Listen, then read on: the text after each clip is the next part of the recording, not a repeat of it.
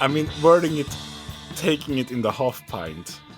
That sounded really bad in my mind. Which bit? The Brunker? That I don't know what you're referencing here. Okay, it's something that Rasmus randomly messaged me. I think it's something he's into. And Oh, Can you dancing? spell that for me? Brunka. He said it's a Swedish thing. To the Google If machine. you remove the B at the front, then all of us are doing it. Okay, what's that? Playing with yourself. Oh, okay. This. I think it might involve that, but maybe we should just leave it there and people can Google it. yeah. But- Google it while the rest of us head over to the half pint, and then we'll meet you on We're the other already side. in the half We're in the pint. half pint. Yeah, Google it and just know that it was Rasmus that was telling me all about this. Yeah, you shouldn't. Go on then, what were you going to say, Haavard? Something about open source? Yeah, I listened to their podcast here the other day, and it talked about what KJ initially mentioned in our last episode. That they have this Source Plus. They made their own web page where they put content out because they want to give a larger share to the creators, and also use it as a financing tool for open source, the event that goes every year. Ah. And I was in there and looked, and like, yeah, you could make an account and so on. I really wasn't interested in that. I was scrolling down and like, but I mean, where do you register as a creator? And that was really well hidden. You had to click on the FAQ, scroll down, and there it was like to the corner. It was like, you want to be a creator, then hit us up, and press the button, and then you had to fill in a form with a link to your socials and so on, and write a small text about yourself. And yeah, I just copy pasted something I've written before on the YouTube description page or something, and just pasted it in. I mean, if it's open, then I can just dump my entire catalog over there as well. But most likely I'm too small a fish to be let in. But yeah, it's worth a try. Yeah, I mean, it sounds promising, at least compared to others. I think they're trying to make stuff around open source to work the rest of the year. If you had asked me 3 weeks ago, I might be more on the fence, but the last couple of weeks, I mean, the shift has been coming for the last year, but now I feel even if I go on YouTube, there is so much crap. It's basically AI generated content with AI generated pictures on an AI generated text with an AI generated voice, and it's flooding. I mean, I struggle to find even on the subscription pad. It doesn't show all the people I'm subscribed to, so it's really annoying. And I saw it was a very good episode of Last Week Tonight where they talked about AI slop. They just call it. It's taking over and it's ruining everything. And it's the same on Instagram. I feel the last 2-3 weeks, I don't see any of my friends or fellow makers that I follow anymore because it's just ads for shoes and whatnot, and then it's just crappy generated content. So proper content that is interesting to watch, people you want to follow and support, they are drowning, and people are saying that it's not worth their time anymore. People are stepping out, and then it's really sad. So I mean, if you get something like Source Plus where you have non-AI generated people just fucking about, that's the place I would want to be if it is becoming that thing. I don't know, maybe YouTube will flood the thing with AI, and then a lot of other YouTubers will drop out, and then they'll come up with some way of you to for you to be able to distinguish between AI and real makers, and then at that point there'll just be us three left. Yeah, that's true. Might be. Uh, But we're the only audience as well, so we only get 2 views on every video. yeah, but that's the thing. I don't care if it's bots who see my videos, as long as that also have an impact on the revenue.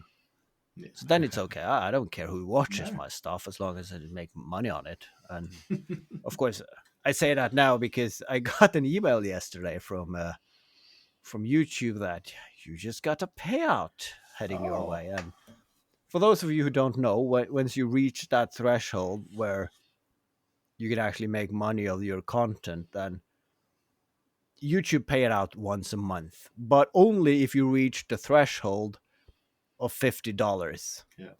And I've been like making a $1.50 a week for the last half year, like inching towards that. So now finally I passed that $50 mark. So now they paid out that. So then now it's 3/4 of a year until the next time around. But So I mean, annoying. it is a few beers. Well, at least you managed to get paid out before they raised the limit. Because I was just thinking they were raising the limit every time you got close to it, so you never got the money. Yeah. It's so annoying. My £4.97's locked in until I get to £50, but don't qualify for AdSense. So unless other people give me money, I can't get that money out ever, or until I make Well, up to of 50 course, quid. you could make yourself a payment of 46 pound just to reach the threshold, but of course then they take a percentage of that, and that is going to be more than the £4 something that you have there. So They take just over half. yeah. Yeah, from a tenner you're left with £4.97. Yeah, I wonder if it's the AI things that's ruining the monetization on all the social media platforms, because it sounds like when you listen to people with more following than we, that everything is going down. So I don't know why, or maybe just it's shown that it's not a viable business model anymore. Yeah, I've definitely got a load of AI accounts follow me lately on Instagram, and it's so obvious as well. It's just random pictures and they all look like ChatGPT. Yeah. It's like, why is anybody following these guys back? It doesn't matter. Just accept the follow and enjoy it. User 562 hashtag underscore or something. Yeah. It's not even fun anymore. So yeah. Going back to your guitar pedal guy, what's he called? Bra or something? What's his name? Oh, the guy who makes them? Yeah. Oh yeah. What's his? Toyota? Oh, okay. What's the name of the BRÅK. company? BRÅK. Okay. Oh yeah, the company. Yeah. I'm really looking forward to making mine now. Really looking forward to putting it together. I can't wait to hear a strum stick through it. Yeah. It's going to be cool. Have you opened the package then? Oh no, no, no. I've not opened the package. Okay. I'm not quite in a position to start it yet. Got to get this drum stick done, and then another little musical instrument, and then I think I'm going to do it. Yeah. I mean, it is fun, and to be fair though, I got him to send me a couple of pictures of how he did the arrangement so that it fit into the box snugly. So okay. You have a cheat code there if needed to, but everything is printed on the card, so it should make sense. And I've got a really, really good cheat code, actually, haven't I? Just get you to solder it all together on Saturday. Yeah. You want to eat today? we could make it a collaboration. Yeah, I can bring a box and some knobs. Now, the box is the only thing I know how I want to do. To be fair, that's the bit I'm looking forward to. I feel a bit sad that I don't get the larger 3D printer because um, I posted a picture because I order a lot of parts of AliExpress, and of course, I ordered a huge fucking knob to put on my next effects pedal, and I just sent him a picture of it, like, yeah, who's got the bigger knob now? And of course, he just casually sent me a picture back. Oh, you mean this thing? And it's like it's huge. and and then he showed me a picture one day. He was probably in a music store somewhere, and they had probably a 3D printed, but like a football sized knob hanging on the wall. It was, and it was part of an advertisement sign. And that got me thinking, though. As long as you have the circuit board, the only thing, it doesn't care how big a box it sits in. So that made me think I'm gonna make a comedically large, because I can 3D print the knobs and everything. But I mean, even though if I make it like a big bread box, it's still not large enough to be comedically. And then if you have to start printing it in parts and gluing it back together, that's more work than just pressing print. But then I started looking into how large do you get these metal enclosures that he used, because then I can just 3D print the buttons on there.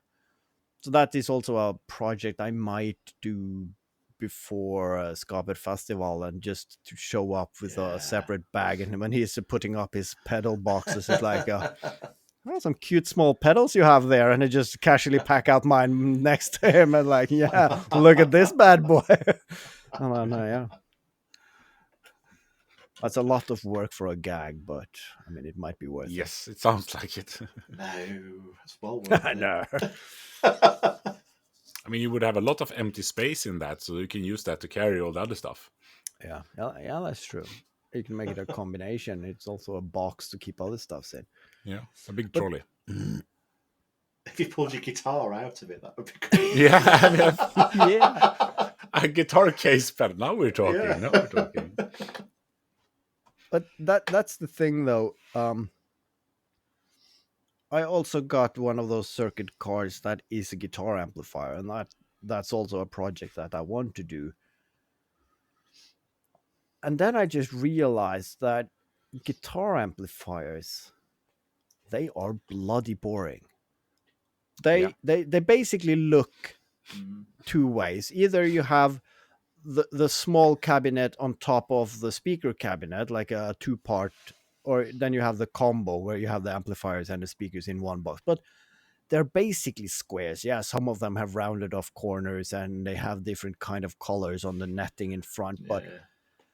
they have looked the same for since forever. There hasn't been an evolution there. The first one who built a guitar amplifier, he took, oh, I have some components here. All right, I need a box to put them in. Here is a square cookie jar from my grandmother. Then I mount all the parts on that, and yeah, I build a wooden box around that to keep the speaker in. And that has been the de facto guitar Yeah. amplifier for years. And then I started thinking that, yes, a square box is nice when you're going on tour. It's stackable. You can put handles on it and carry it, and it makes sense, maybe.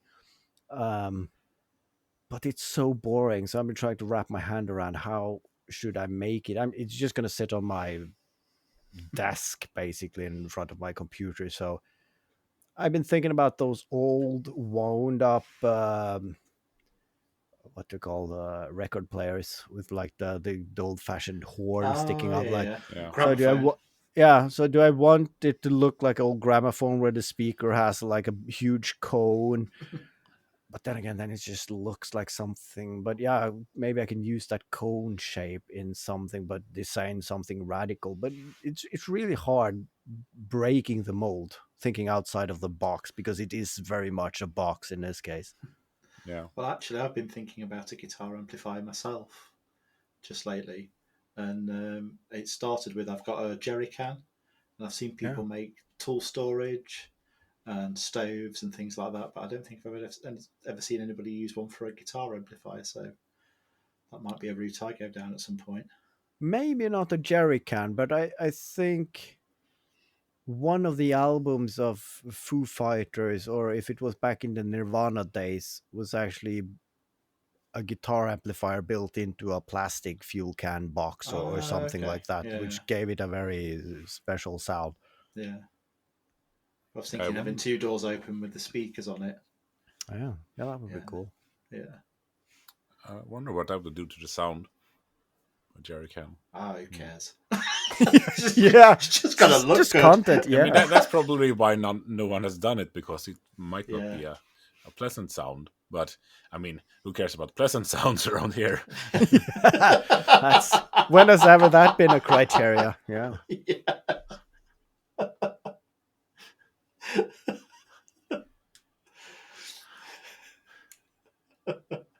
Yeah. So I still need to think about that, and yeah, maybe I should bring a half-finished project to Skaperfestivalen, so I have something to tinker with while I'm sitting there as well. So maybe that. Yeah, we'll see. We'll see. Ooh. How about a trash can? I've seen a lot of people have motorizing this huge trash can with Yeah, wheels, yeah. but what if you make it Yeah. into a huge fucking guitar amplifier and just rolling it around? But those are expensive, though. That's weird. I mean, those are really expensive. I also had a thought tonight, changing the subject. Me and Michelle went for a little walk before we did the podcast, and we walked by some of those corrugated pipes that we were talking about for your wrong trousers costume. Yeah. Oh yeah. Yeah, and you were saying you buy them and they're quite thin, so you can't get your legs through. Why can't you just cut them in half and then sort of stick them, have a strap or a clasp or something that holds them back together? Yeah, I did think about that. You could make them like these football player leggings or something. They just put it on, and then you just put the corrugated pants over that again. So Yeah, yeah, just as an idea to keep your costs down. yeah. I mean, the biggest challenge is still the figuring out the rubber corrugated thing that I mean, you should be able to move in it as well. So. Yeah. But of course, I don't know why we are why I'm discussing it with you. We could have a guest on, which is a cosplayer that actually do these kinds of stuff. So yeah, maybe that should be Yeah. Do we know any? Yeah, we met a couple at Skaperfestivalen last year, so I think we can reach out. We need help on a project, so please be a guest so we can record the discussions. Yeah, that'd be cool. You probably want to get on organising that one, Haavard. Yeah, I'll look into that. And I just realized, the plan for making that is for Halloween, and that is almost the same weekend as Skaperfestivalen. And so I'm kind of racking up a lot for the weeks prior to that. So yeah, I was thinking about that as well today. Do you guys celebrate Halloween on the 30th? The day before? That is a good question. Because you celebrate everything the day before, don't you? Yes, we do. So I think it is. So All Hallows Eve. Exactly. no, we put out some candy on the day, but there is not a lot of people celebrating around in this neighborhood. But of course, as long as we have kids, it's always the Sunday before. Yeah. Because that is when the kids can go out in the afternoon without ruining a school day afterwards. So right. Yeah. I mean, it's very much. People are unsure about what day to go, because we have All Hallows Eve, I think it's called. That's a different thing that sometimes fall on the same date, but sometimes don't. And so some people go there, and some people just go the weekend, and some go the proper date, and it's very confusing. Very confusing. How were your summertime celebrations, KJ? Oh, it was great. Yeah. We danced like frogs around the big penis, and that sentence never gets old. yeah. I mean, you don't realize how weird it is until you talk with people who don't do it every year. But I of course I knew this at some point, but when I saw the frog dance and that song, of course I sang that as a kid because we also did that in kindergarten and so on. But oh, so that's where it's from. So yeah, learn something new. First, you pretend to be a frog that doesn't have any ears or tail, and then you pretend to be a pig who both have ears and a tail. That's more or less the song. And Yeah. what's there's a crying and laughing thing as well, part of it. That was No, a that's new, a different development song. for me. Sorry? That's a different song. Oh, okay. That the fox is running over the ice. Okay. That's called. And then you do the baker does rolling pin motion, and the chimney sweep does up and down motion. And, Jimmy and, Sweep's a big boy, isn't he? yep. Or just really short. I mean, the only chimney sweep I know. Yeah. Yeah. And then we have the laughing guy and the crying guy. And yeah. And then we have one song where you pretend to be three old women going to a fair and eating candy and going on merry-go-rounds and that sort of thing. Okay. It's a whole thing. Yeah. This is just the highlights. That is funny though, that because it's something you realize as an adult. I mean, you have that nursery rhyme where you're referencing your toes and you're calling them all the 10 little piggies, and this piggy went to market and this piggy went to. And as an adult, just recently I realized that when the piggy goes to the market, it's not like he's going to the market to shop around the window. Yeah. He's the one who's going there as sausage. And I'm like, what? And then we have, and this is gonna probably translate very bad into English. It's a Norwegian, like a fairy tale about. It's called "The Lady Against the Current," and of course, I just remembered pieces of that being read it as a kid, and she was always speaking up to her husband. Whatever he said, she was opposed it. And one of the things that she said was she made like cutting notions with her fingers and like, no, I'm not slicing it. I'm cutting it. I'm cutting it. And like with the scissor.